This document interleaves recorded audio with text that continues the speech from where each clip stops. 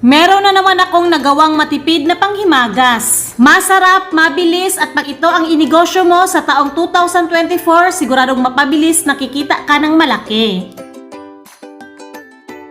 Gagamit muna tayo ng 3 fudgy bar. Durugin lang natin tong fudgy bar. Lagyan natin ng mga 1 kutsara. Kayo na bahala kung anong gagamitin nyo pang flat.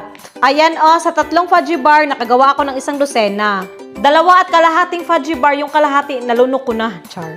Durugin natin to gamit ang malinis natin na kamay. Lain pong hugaw, di ba?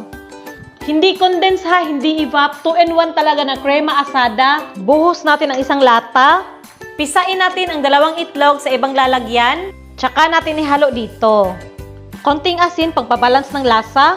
Yung food color na orange, pero to yung gagamitin ko. Tapos, haluin natin to ng mabuti.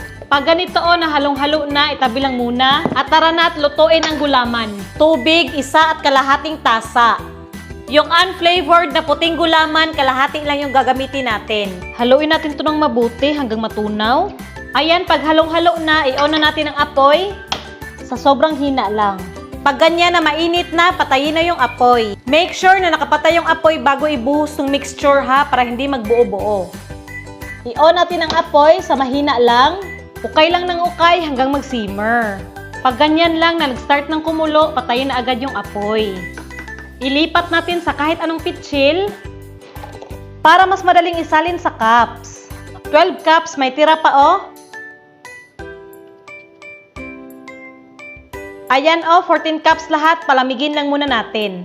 Malamig na to at medyo firm na, pero ipasok natin sa ref para mas mapabilis yung pag-firm. Ito na pinasok ko ata sa ref ng 30 minutes hanggang 1 oras. Up close natin para mas kita. Yan sa ilalim. Mas gusto ko to guys.